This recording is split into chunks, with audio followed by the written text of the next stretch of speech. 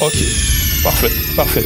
Bien, est-ce que tu peux nous dire comment a été créé l'American Bully? Ça, c'est une sacrée grande question. L'American Bully est une race très jeune. Aujourd'hui, on pourrait estimer à 30 ans la date de création du Bully. Ça a été fait aux États-Unis. Dave Wilson, qui a eu le souhait de créer une race de chiens. Il y a un chien qui arrive. C'est pas grave? Non. Ok. Pas bouger. Tu le laisses. Et en fait, cet homme, il a voulu créer un chien. Il a voulu avoir un American Staff ou un American Pitbull Terrier, moins fonctionnel, mais plus chien de maison, tout en ajoutant une masse corporelle supérieure au Pitbull. L'American Bully type d'il y a une vingtaine d'années ressemblerait plus à du gros staff. C'est une race jeune, donc c'est une race instable. Aujourd'hui, j'ai envie de vous dire, beaucoup de chiens s'appellent American Bully, mais diffèrent en type, en taille, en masse, et de par ces différences, on a du mal des fois à en juger et à en donner le nom d'American Bully. Et tu n'as pas d'informations, par exemple, sur la manière, enfin sur les races qui ont été peut-être introduites dans... J'affirme à 99% que dans l'American Bully, on a du terrier et du pitbull à plus de 50%.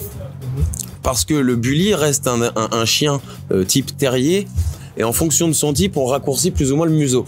Ok.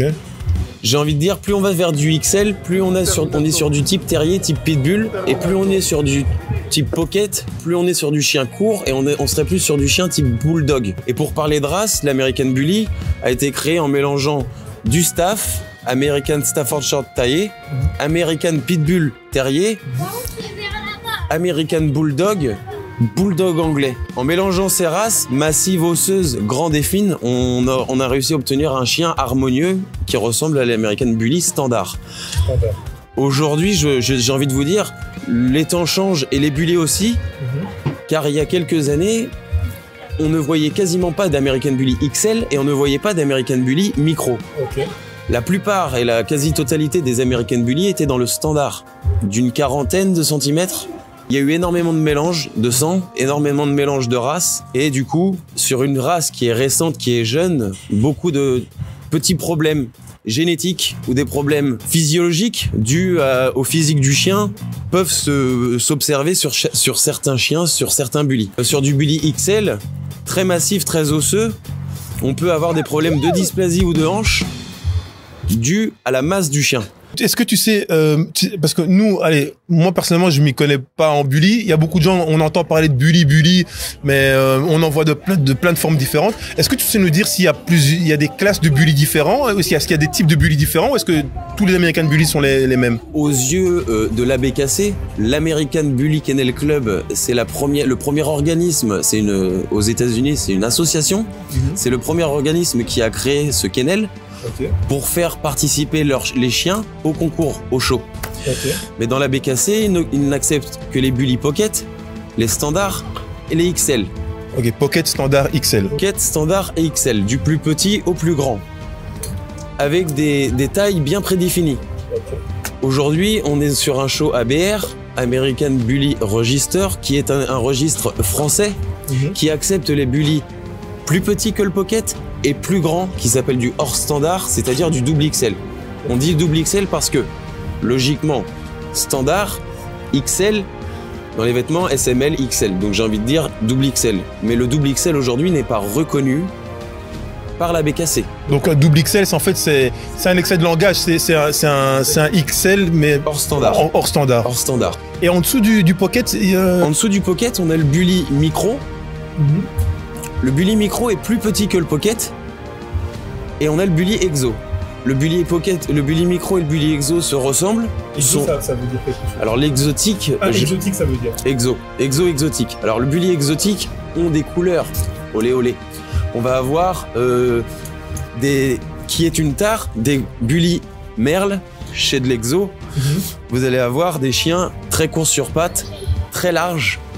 Des têtes très rondes. De l'hypertype à l'extrême, quoi. De l'hypertype à l'extrême. Et ça, dans le registre principal, le premier registre qui a introduit le bully en show, dans la BKC, ils acceptent pas ça. Ils l'acceptent pas. Et dans les autres registres, là, il accepte. À la BR, il est accepté. C'est pour ça qu'aujourd'hui, on a des chiens de tout type. Ok. qu'est-ce que les propriétaires peuvent faire pour dépenser leur chien? Parce que de nouveau, on est ici dans un show où on voit des bullies pour la première fois en masse et on voit parfois des formes de chiens qu'on a du mal à s'imaginer se mouvoir et d'autres chiens qui ont l'air un peu plus fonctionnels. Donc, moi, ma question que je me pose, c'est quel sport ces chiens peuvent pratiquer? Est-ce qu'il y a des classes qui peuvent pratiquer certains sports et pas d'autres classes? Enfin, je sais pas. Qu'est-ce que tu peux me dire à ce sujet? Je vais parler pour moi. Alors, c'est mon goût, c'est ce que j'aime. J'aime le chien dit athlétique, de travail, si je puis dire, puisque l'American Pitbull Terrier est un chien de travail, initialement. Là, j'ai un American Bully qui est dans le standard petit XL, grand standard, mais qui n'est pas très osseux et pas très massif. Okay. Et j'attire l'attention sur la masse du chien, mais aussi sur le type. C'est-à-dire qu'en fait, aujourd'hui, un American Bully qui va être typé Bulldog, qui va être court sur pattes avec un court museau, vous aurez plus de difficultés à le faire courir. C'est des chiens qui sont pas très endurants, qui sont très massifs, qui sont très puissants sur un court instant, mais pas dans la durée. Si vous voulez un American Bully pour faire du sport ou pour faire des activités sportives ou en plein air en famille, peut-être opter pour un American Bully standard ou XL. À ce moment-là, on peut faire un peu de course, de nage. Alors moi, ce que je propose et ce que je dis, et c'est ce que je fais avec mon chien, la course, toute simple, à derrière une balle, la course, le sprint, la natation si possible, parce que moi j'estime que ces personnes, la natation, j'estime que c'est un sport complet, c'est pas brutal. Ça développe la totalité du corps du chien. La natation, j'aime beaucoup. La course à pied, même si c'est en France, j'aime faire du sport canin style spring pole. Encore une fois, il tracte un peu de poids. Tu fais un peu tracter de poids? Fait tracter sur des phases, en montée, en descente, sur du plat. En fait, j'essaye d'être assez complet et d'être assez divers et varié dans les activités que je propose à mes chiens pour essayer de faire d'eux des chiens complets. Ok. Et les plus petits chiens type micro pocket, avec ceux-là, niveau sport, tu crois que c'est difficile, on sait quasiment rien faire? Alors, je dirais pas on ne peut rien faire avec ces chiens. Je pense que tout est faisable et tout est possible dans la limite du raisonnable. Et je pense que c'est une question de dosage et de quantité. Forcément, un chien qui sera typé bulldog et qui sera avec un museau plat et qui sera plus typé, je vais vous dire, bulldog aura plus de difficultés à respirer, à prendre son souffle. Même des chiens qui sont sujets à la fente palatine et des voiles du palais, qui font partie des maladies et des tares génétiques qu'on a chez le bully et qu'on retrouve beaucoup chez le bulldog. Ben, j'allais poser justement cette question. Au niveau des maladies, est-ce qu'il y a des maladies qu'on observe régulièrement chez les bullies? Enfin, les plus basiques, les plus régulières, on parle pas dans des cas exceptionnels. Dans le monde du bully, les groupes sur Facebook, etc., est-ce que les gens se plaignent régulièrement de même type de symptômes ou de même type de maladies retrouvées par les vétérinaires? Honnêtement, personnellement, de ce que j'ai pu observer sur les groupes, j'ai pas pu voir énormément de gens qui avaient des chiens qui souffraient d'une maladie.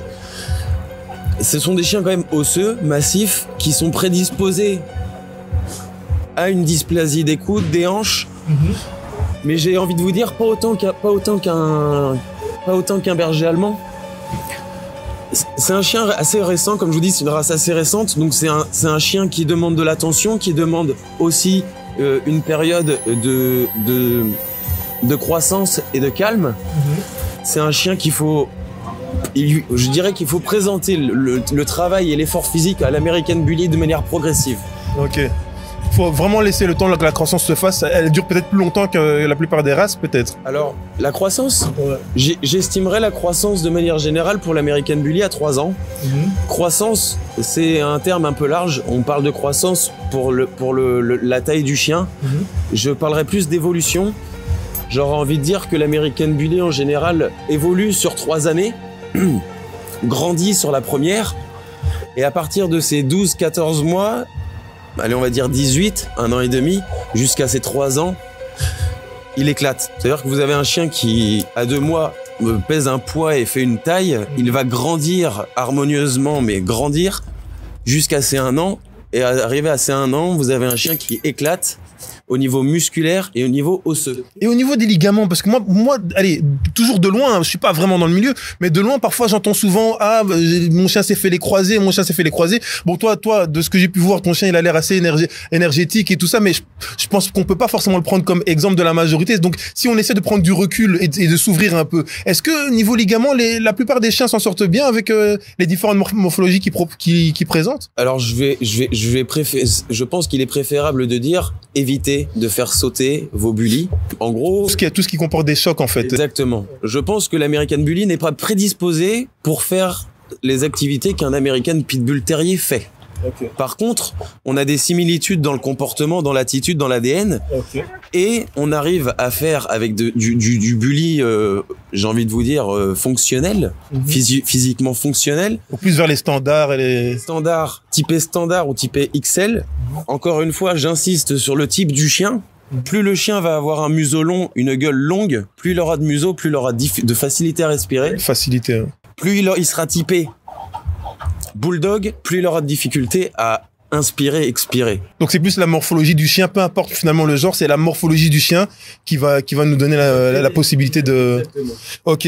Et combien ça coûte un bully en moyenne? Parce que là aussi, encore une fois, on entend des sommes faramineuses, mais moi je sais pas, est-ce que c'est vrai, pas vrai? Toi, de manière générale, est-ce qu'il y a des types de bully qui coûtent plus cher? Est-ce que je sais pas moi, les micros coûtent plus cher que les XL? Est-ce qu'il y a un ordre? Enfin, comment ça se passe un peu? Pour parler argent dans le bully, j'ai envie de dire aujourd'hui, ce qui coûte cher dans l'American Bully, c'est pas forcément le chien, la taille, le volume, le poids, ça va être la lignée, le sang, le nom des parents, des grands-parents et des arrière-grands-parents. Ça marche un peu au prestige alors en fait. Exactement. On a un ABKC on a une feuille qui s'appelle ABKC. Sur cette feuille, on a un arbre généalogique. Okay. Sur l'arbre généalogique, on a le pédigré du chien, comme on a en France le LOF. Sauf que vu que c'est américain et que c'est pas reconnu en France, il n'y a pas de LOF, c'est un ABKC. Okay. Sur l'ABKC, vous avez le nom de votre chien, le père, la mère, Okay. les grands-parents, les arrière-grands-parents et les arrière-arrière-grands-parents. Donc vous avez 5 générations. Ouais. Et en fonction de cet ABKC, en fonction de cet arbre généalogique, en fonction de la lignée du chien et de d'où est-ce qu'il provient, les prix diffèrent. Et on parle de combien? Parce que les gens ils sont curieux, même moi je suis curieux, j'ai envie de savoir maintenant quel genre de chiffres peuvent sortir des premiers prix aux prix les plus extrêmes. On peut aller de combien à combien comme ça? Pour aller aux extrêmes aujourd'hui, malheureusement, j'ai envie de dire, on peut trouver de l'American Bully de qualité pour 1 000 euros. Pour 1 000 euros. Là, on rentre dans le milieu. On rentre dans le milieu, on peut avoir aujourd'hui un American Bully à 1 000 euros. Ce n'était pas les prix affichés il y a 2-3 ans. Ok. Malgré tout, aujourd'hui, si on veut investir et qu'on veut un American Bully de qualité, avec une lignée de sang renommée, et là je vais vous dire Bossy Kennel, par exemple. C'est un kennel qui se trouve aux États-Unis dans le Michigan, reconnu internationalement dans le monde du bully, propose des chiots entre 10, allez, je vais même dire 7 000 euros, et ça peut atteindre 20 à 25 000 dollars. Ah ouais. Et je pense que je vais pas me mouiller en disant ça, qu'il y a des bullies qui se sont proposés à 30 000 dollars. Et est-ce que tu trouves que est-ce qu'il y a une raison pour laquelle, selon toi, hein, là je te demande ton opinion personnelle, est-ce qu'il y a une raison pour laquelle ces chiens devraient valoir si cher par rapport aux autres races qui comportent aussi malgré tout des pédigrés et des kennels plus connus, plus prestigieux à gauche et à droite? Mon avis personnel sur le... Ou peut-être ça va juste à l'offre et à la demande en fait. Alors, effectivement, aujourd'hui, les prix ont énormément baissé à cause, j'ai envie de vous dire, pas grâce, à cause, parce que la valeur des chiens a baissé à cause de l'offre et la demande. Aujourd'hui, on a beaucoup trop de chiots qui sont en vente. Plus les chiots sont en vente, plus les prix baissent. Ok. Tout ce qui est rare coûte cher, tout ce qui est en abondance coûte moins cher. Ok. Aujourd'hui, la question est, est-ce que ces chiens-là valent ce prix-là? Moi, je vais vous répondre, c'est mon avis personnel. Non seulement ce sont des chiens qui sont testés, ce sont des chiens qui sont bien entourés, ce sont des chiens stables. Ça veut dire qu'ils n'élèvent pas que du chien pour le physique. Ce sont des chiens qui sont en famille, avec des enfants, des chiens bien dans leurs pattes, avec des comportements et des attitudes vis-à-vis de l'humain irréprochables. Donc il y a une sélection de fait sur le physique, sur le type et sur le comportement. Ils sont testés, ce sont des chiens qui sont clairs, qui sont propres, qui n'ont aucune maladie génétique ou transmissible. Même si malheureusement, de manière très éloignée, il y a des choses qui peuvent ressortir. Et ça, on n'en est pas à l'abri. Bah alors, je vais prêcher pour ma paroisse et j'ai envie de dire, mais dans tous les éléments que tu donnes, et ils sont respectables, mais je vois pas un élément, par exemple, qui n'est pas présenté dans le milieu de l'American Pitbull Terrier. Je précise vraiment l'American Pitbull Terrier, que les Français qui regarderaient cette vidéo et qui auraient encore du mal à comprendre la différence entre le Pitbull nommé en France et l'American Pitbull Terrier. Bon, là, on va pas faire un cours là-dessus, mais tout ce que tu viens de citer, on le retrouve quand même chez les éleveurs d'American Staffordshire, dans les éleveurs d'American Pitbull Terrier, mais pourtant on a quasiment jamais des prix aussi élevés. Donc finalement, c'est quand même, ça se joue peut-être, c'est une forme de tendance peut-être qui incite à vendre si cher peut-être, et à acheter si cher. Effectivement, je pense que je vais te rejoindre sur ce point, c'est qu'effectivement il y a un effet de mode. On a, je dirais, les deux extrêmes. Les plus chers des American Bullies sont dans le XL, XXL, et les plus chers sont dans le micro. Okay. C'est-à-dire que les prix les plus élevés sont dans les très grands chiens et dans les tout petits. Donc ceux qui sortent en fait quasiment du standard du registre principal qui est la BKC. Et j'ai même envie de vous dire, aujourd'hui, un American Bully avec une robe merle va être vendu peut-être 1000, 2000 ou 3000 euros plus cher parce qu'il est merle, alors que c'est une tare. Alors que le merle est une tare. Que le merle est une tare. Ça c'est chaud. Ben en tout cas, et alors une dernière question, mais on l'a déjà pratiquement abordé, donc on pourra faire court à ce sujet. Les registres principaux qu'on peut retrouver dans l'American Bully. Donc tu nous as dit le premier, c'est la BKC. Alors le premier, le plus officiel et le plus connu, j'ai envie de dire au monde, c'est la BKC. Okay. American Bully Kennel Club. Et ensuite quoi, il y a 1, 2 ou 3 pédigrés qui sont relativement connus, mais juste en dessous. J'ai envie de dire celui qui vient derrière aujourd'hui, parce qu'on est en France et que je suis français et qu'on a besoin d'exposer nos chiens, l'ABR.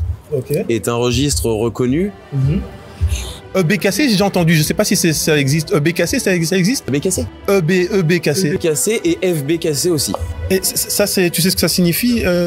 On me corrigera si je dis des bêtises. Je pense que FBKC, c'est French Bully Kennel Club.